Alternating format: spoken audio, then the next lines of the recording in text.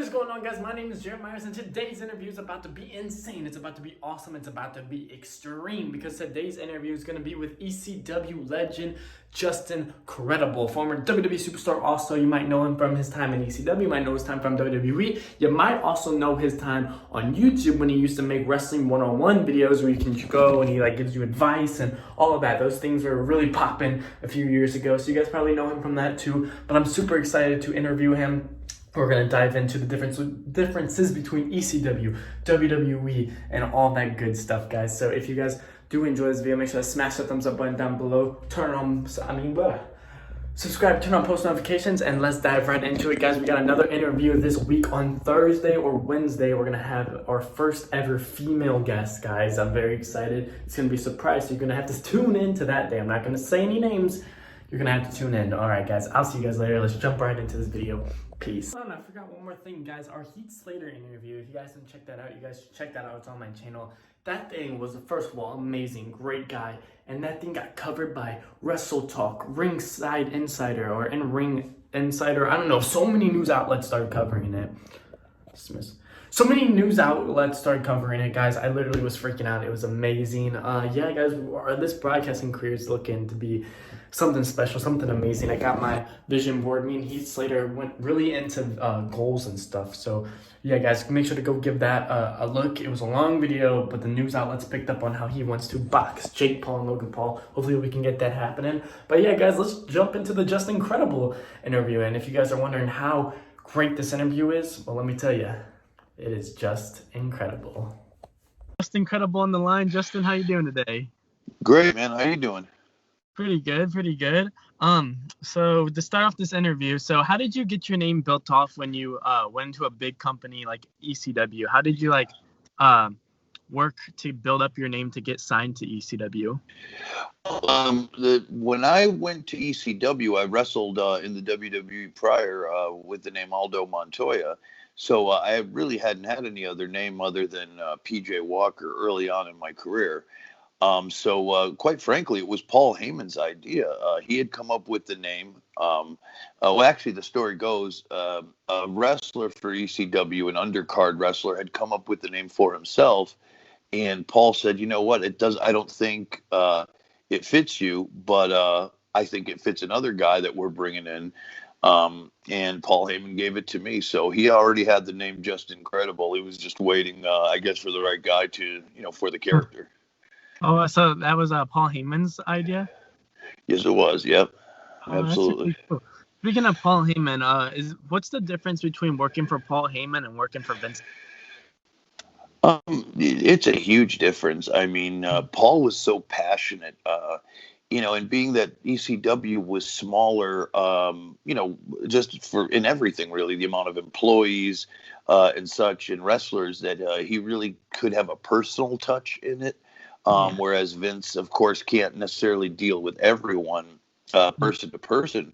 So Paul was really good, not just with me, but with the whole crew of, one-on-one, and he was a great motivator and really hands-on. So he was, in that way, he was much different than Vince McMahon. Whereas if you wanted to talk to Vince, sometimes, you'd have to wait a week or so to get into his office, to where Paul, you could just pull him aside and communicate. So it was much easier. Oh, wow. That's cool. When you were told that you were going to become ECW World Champion, what was that feeling to you? Like when you got, you're about to be like the face of the company, you're going to... Sure. I believe it or not, I didn't find out about until halfway through. I remember it was at the ECW arena, and I noticed on the sheet of the matches in the locker room that I wasn't on the show. So I kind of thought that was strange, but I didn't think much of it.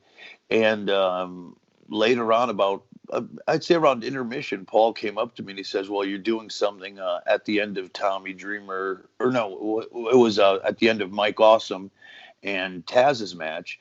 Taz was going to beat Mike Awesome for the ECW title, and then Tommy Dreamer would challenge him and, get the win and head the ECW title for about 3-4 minutes. And then my job was to come in and, do an impromptu.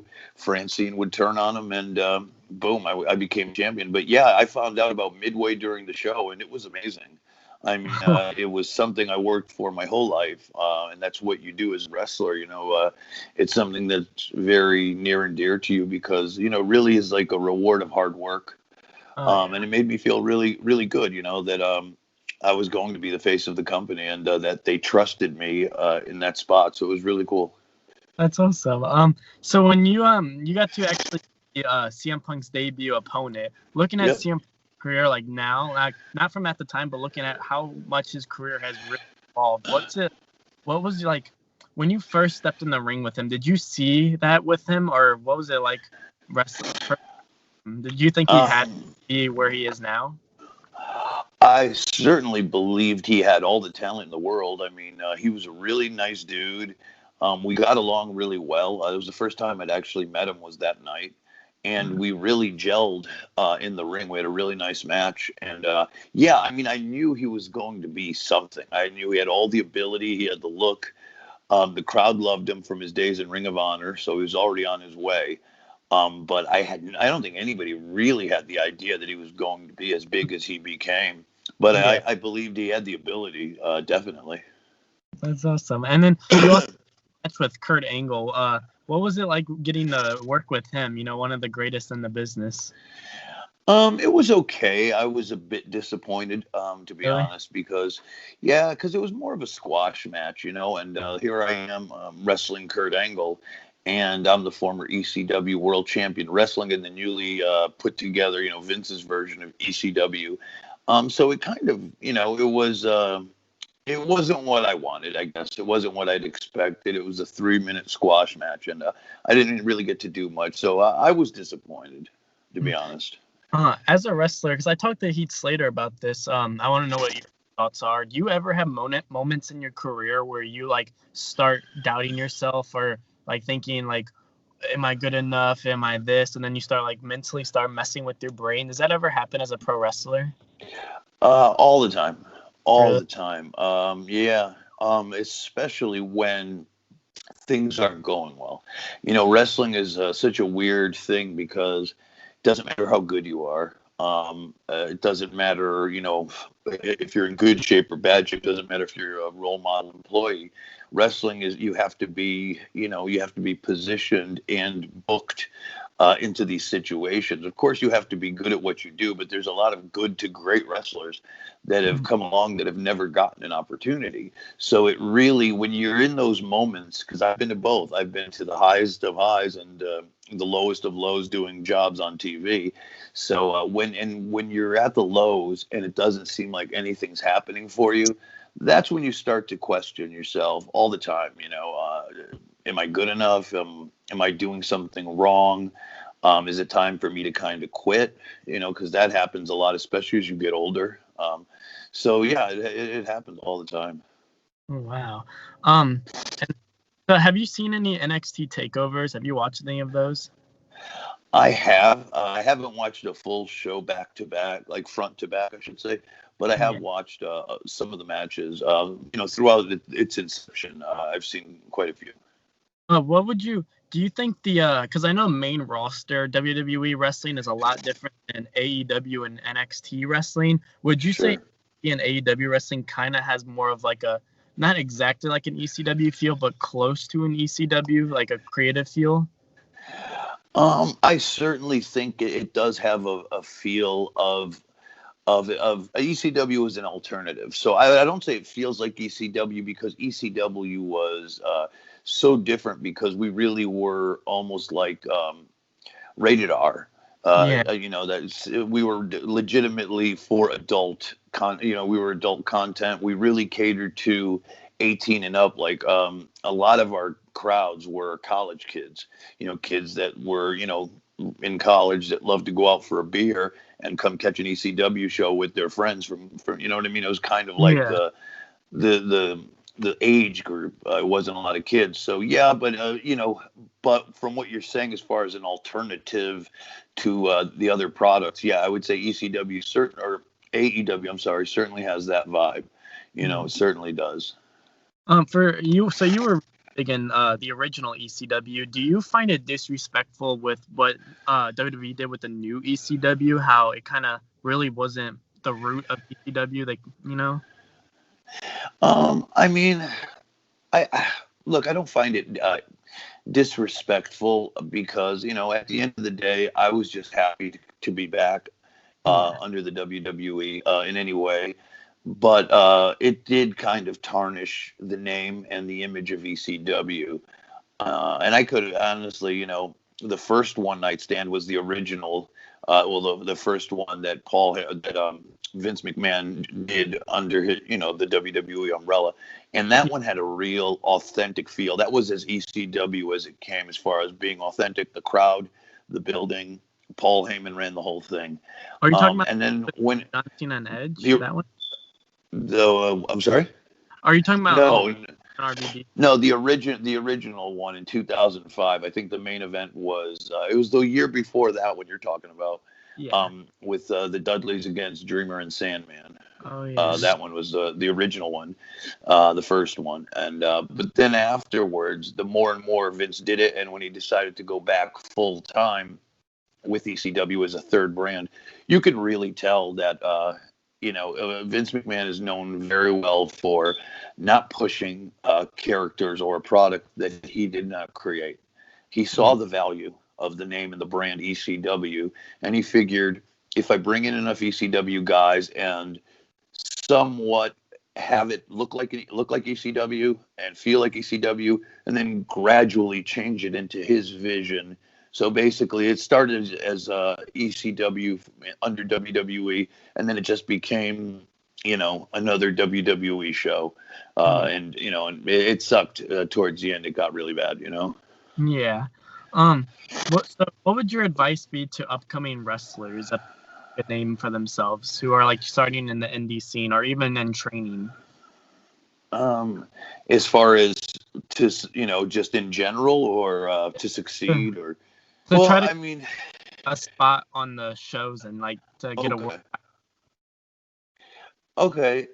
Yeah. I mean, it's extremely hard today than it was when I got in, and that's a really weird thing to say because there are so many places to work today, and there's so much out there with social media and shows all over the place on YouTube, on Fight TV. There's so many opportunities for young guys and gals that want to get into the business. When I was coming up into the business, there was not a lot of indies at the time. I got in 1992, and I was 19 years old. So I trained in Calgary by the Hart brothers, Brett and Owen's family. And I came back to the States. I live in Connecticut, and I couldn't find any work after I had my first 10 matches up in Calgary, and I didn't know anybody here. So I literally took the chance and brought my gear and went to a WWE live event and introduced myself to the backstage agents and stuff, producers. And I said, hey, my name is PJ. I just trained with the Hearts. If you need anybody, I'm here. So I started to be able to make acquaintances and stuff. So going to shows and just being as relevant as possible. If WWE is in town, I suggest go and hang out, try to meet people, and try to work as hard as you can, listen as much to the veterans as much as you can, because if you're at a show and you're a young wrestler, there's a lot of superstars on that show, guys that have been in the business for 20 something years. Not all of them may have huge names in the business, but they have a heck of a lot of experience, and that can help you. So pick wrestlers' brains. Anybody that's been in the business longer than you, watch the matches, and just really, get as much information as you can and really dive in, because that's what you have to do, because wrestling is moving so quickly and everyone is so talented that it's becoming harder and harder to get noticed, because everybody does so much cool stuff. It takes a lot to get noticed. And but one thing I would always say that WWE still to this day looks for is all the rookies out there trying to make it the basics. Really get the fundamentals down before you start worrying about flips and, dives to the floor and all that cool stuff. That's fine. You're going to need that. But the basics and the fundamentals are what the WWE look for when bringing someone up, because they could, the rest they could fix, but the fundamentals are hard to teach at that level. Yeah. So with ECW wrestling, with the hardcore wrestling, how did all these wrestlers keep that longevity with all the barbed wire, the thumbtacks, the fire, the concrete, all those spots? You would from someone who watches it, you would think that you wouldn't have as much longevity when you're doing all the crazy stuff nonstop. How did they keep that longevity? Um, believe it or not, this is gonna sound crazy, and I'm gonna be almost giving up a trick, but we didn't do that stuff every night. We only did that for special events. That's the first one. But B, a lot of times that stuff that we did was all smoke and mirrors. We had our own little tricks that it looked crazy. I mean, some of it was, don't get me wrong. Yeah. A lot of us did get hurt, but we got it down to a science where, I knew how to take certain bumps that looked devastating that really weren't that hard. I started to trim the barbed wire before my barbed wire stuff because the fans can't see it. So it's like, okay, why do I have to go out there with real barbed wire? Let me just cut some of it off so I don't, you know what I mean? You just start to learn little ways around it. And, that's basically it. I mean, because to me, it's harder to have a traditional 25-minute pro wrestling match where you take all kinds of bumps off the top rope and all these kinds of crazy moves than it is to do a couple of table and ladder spots. It takes, believe it or not, it takes more on your body to have a good wrestling match than it does to do some hardcore stuff. So, you know, we all had our strengths and weaknesses, and I just, I had like 4 or 5 things in the hardcore realm that I could do every night without getting hurt and still giving the fans a hardcore experience, That's really cool. That's funny because when I was training with Harley Race at the Harley Race School, Oh, wow. all the wrestlers told me was I asked them, do those bumps off the top turnbuckles and stuff hurt even more? And they always told me the moves that think don't hurt more than the moves that you think hurt. And I'm like, that's so crazy. Yeah, and that's absolutely true. Yeah, that's kind of what I'm saying is like a lot of the regular stuff that you wouldn't imagine hurts is the stuff that hurts, Yeah. So yeah, definitely. Is there any wrestlers on the independent scene or AEW or WWE that you see becoming really big in the near future? Have your eyes set on? That's a good question. I don't know. There's a couple of people that come to mind. Mostly in AEW, I would say, God, what's the kid's name?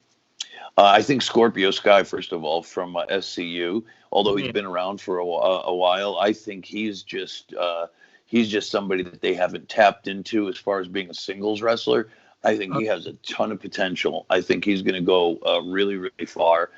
And Lance Archer, I think, to me, is a main eventer. He had a huge run in Japan. And in my opinion, he hasn't even gotten started yet in AEW. And when they let him loose, I think he'll be right up there in the main event, especially with now, God rest his soul, Brody Lee isn't with us anymore. That fills the spot of the big man. And I think he will have some really big success in AEW. Do you know who Sammy Guevara is? Who is?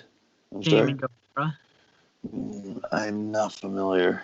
He's with Chris Jericho. He's the guy. He's best friends with Chris Jericho. He has like the hair that's always pushed up, and he vlogs in the ring. If you know that one. Oh no, I didn't. I got to check that out. Yeah, he's doing something really cool. So he's when he was in the independent scene, he vlogged all of his behind the scenes and his matches going up. So you can literally watch his career from the bottom all the way up to you. And now he's teaming with Chris Jericho, and I think that's really cool. But one thing that like scares me is that he's a smaller guy. So when he does make it to WWE, because that's always cool, I don't know if they might, not use him to his full potential, because a lot of times they get really good talented people and not use them to their full potential. And Sammy Guevara is someone who I really like. I look up to him. When I was wrestling, I would DM him, and he was always super supportive. But I'm like, man, he's so good in AEW. If they keep him the exact same way in WWE, he would be a megastar. But yeah. And that's unfortunate. And Sammy is great. I love his work, and he's so young. I think he's got if he doesn't get hurt, he's got an amazing career ahead of him. But yeah, I mean, that always is an issue. Look, I mean, the reality is, and I do a podcast, an AEW review podcast with Vince Russo, and we talk about it all the time, that the one thing about AEW that is a bit of a drawback is a lot of it's okay to have smaller wrestlers. There's nothing wrong with that. Yeah. But, at the end of the day, this business was built on gladiators, guys that are sometimes, not all the time, but sometimes larger than life. And those generally are the people that draw the money. So, unfortunately, AEW has a lot of guys that are a bit undersized. Darby Allin is an amazing wrestler. He's got a great gimmick, but really undersized, especially for the WWE, and guys like Sammy and so forth. So, yeah, I think it might be challenging to them, but hopefully they won't need the WWE. Hopefully AEW will be on par, and it seems to be, going in a good direction for them. So hopefully, that will start to change. Oh yeah. With the whole pandemic era that's been going on the past year, do you like the cinematic matches that's going on? Honestly, not really. I don't. I mean, look, I could watch it once in a while, but it bothers me for the sole reason that then it just becomes a movie, right? It's no different than a movie on a Hollywood set, where professional wrestling has always been about. We're a mock sport. We're supposed to be a sport where, like the UFC, where there's championships, and the whole art of pro wrestling is to do it live as if it were real. And when you start doing cinematic matches, although, like I said, once in a while, once at WrestleMania doesn't bother me, but if you start doing them all the time, it takes wrestling into a dangerous place, because traditionally, man, there's nothing like sitting in an arena and wrestling in front of 20,000 people, because also we forget in the COVID era, wrestling really is best when there's a packed house and you're drawing from the emotions of the fans. So I'm not a huge fan of it, no, and but we'll see. It seems like it tends to be the trend for a little while, anyways. Yeah. Do you ever plan on because I watched an interview with you and Vliet, you don't know how much longer you will be able to keep plan on whenever you're going to be your last year set in stone. Do you plan to do something with AEW or to have your last run, no matter how it turns out? At least have something like I mean, yeah. I mean, I would be honored to, sure. I mean, I'm 47 years old, and I feel good right now because I'm not wrestling on a full-time schedule, so that helps. But yeah, I mean, I don't see myself doing it much longer than 50. But if when it is time to retire, I would be honored to have it done in a place like AEW. I think that would be great. Yeah. Work at all? I'm sorry, you're breaking up. Have you seen any of Roman Reigns' heel work? I have, yeah. Do you like that he's used his full potential as a heel? I do. I think he's a really good heel. And guys like him, people watching, fans watching, love to hate somebody that's big and strong and good looking and good at what he does, right? And lets us know about it, because Paul Heyman always said, to be a good heel, you want the guys to hate you and the girls to want to F you. You know what I mean? And that's what he does. The girls dig him and the guys can't stand him, because he's the type of guy that would take their girl. So he's a good heel, and I think he can go a long way, and it's great to actually see him doing it. Yeah. Have you heard of any of these YouTubers named Jake Paul and Logan? I certainly have, yeah. Really? So do you think I know pro wrestling, I don't know if AEW's done it much. WWE definitely loves to bring in, movie stars and celebrities. Do you think they'll ever get to a point where they start bringing in YouTubers that are bringing in just as big numbers as movie stars for those appearances? And do you think that's a good business move to do that, or what's your thoughts on that? I mean, I don't know. For a one-time event, I don't see why not. But it depends, man. You got to be very careful, because if you brought in a guy like a Logan Paul or a Jake Paul, those guys are crazy, and Yeah. they might not necessarily play by the rules, right? And you got to be very careful if you have them in the ring, in a live ring, with someone, and they can go off script or whatever.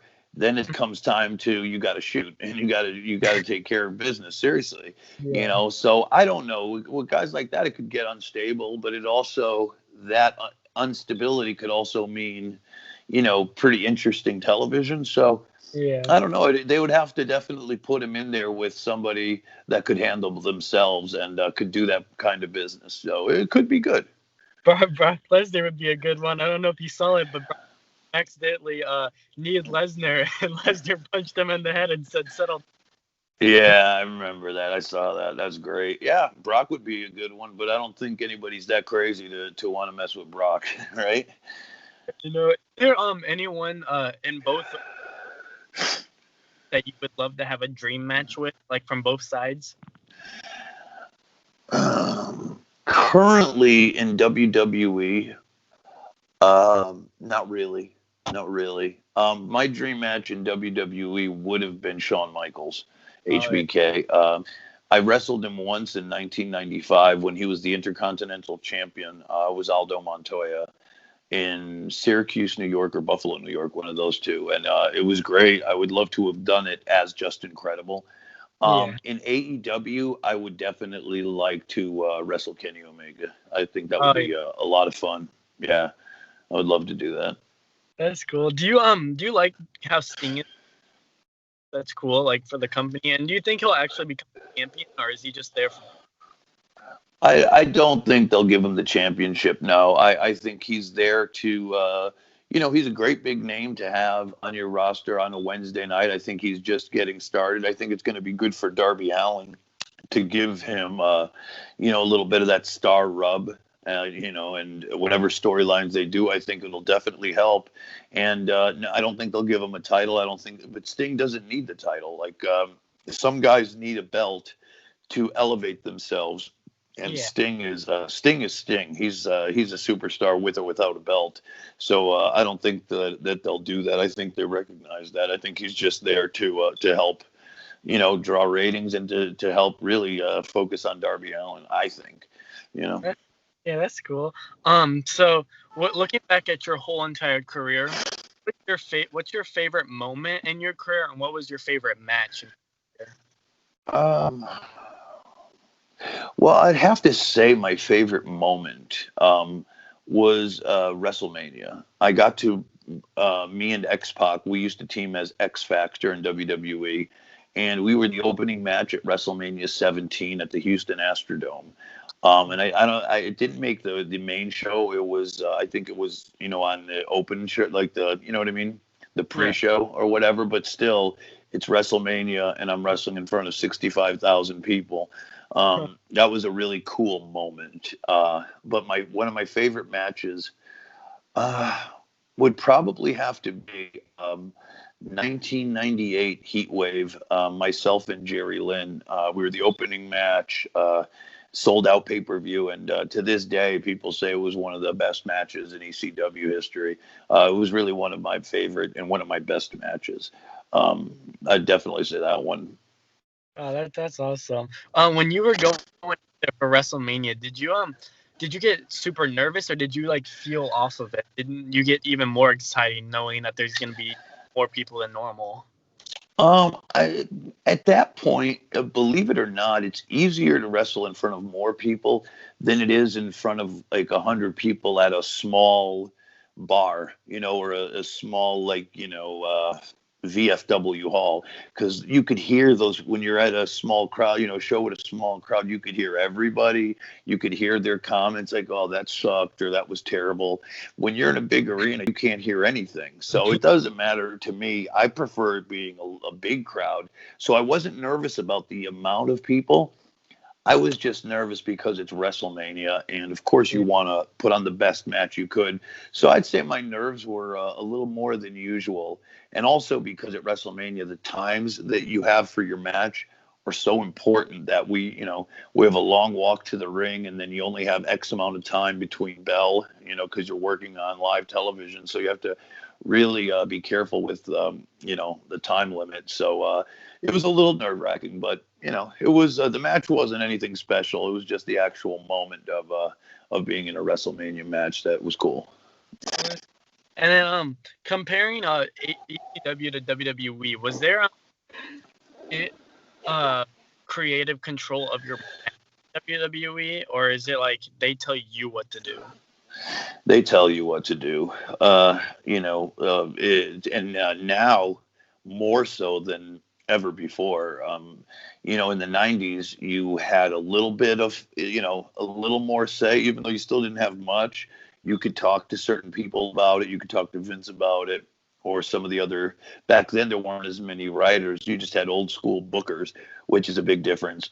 Today, I mean, everything is literally handed to you by a writer in script form, which is, it's not a cool way to be creative. You're really, it feels like you're an actor instead of a wrestler, because in wrestling, a lot of what I do and a lot of what the greats do is ad lib. And for me, calling it in the ring is a lot easier for me, because that's when the true art comes out. And a lot of times you can plan all you want, it's not going to go as planned, and you have to be able to ad lib in the ring. So you had to really stick to a script in WWE, which is very difficult. But in ECW or in other places, I was much more in control of it.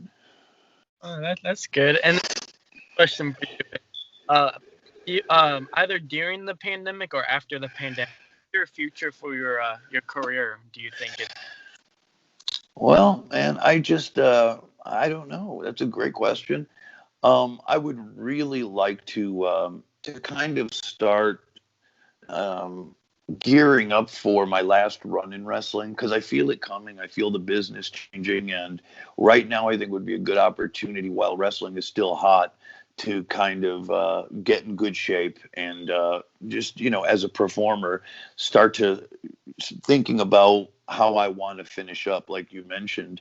But I think for me, I got to figure out what ways can I be useful to the next group of talent coming in, whether it's producing or helping be a writer or backstage, help training some men and women, something like that. But definitely my immediate would be just to get in good shape and start to prepare for a final run.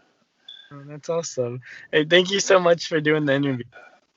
Oh man, it was my pleasure, Jared. Thank you so much. And I'm sorry I was. Alright guys, and I hope you guys did enjoy that video. I'm sorry about the lag, I'm sorry about the buffering, the freezing, the quality, it sucked. It was frustrating for me too. That is the downside to these audio FaceTime calls. Sometimes they're not going to always be perfect. But I hope you guys got enough out of it, and I hope it was great. So I'll see you guys all later. Smash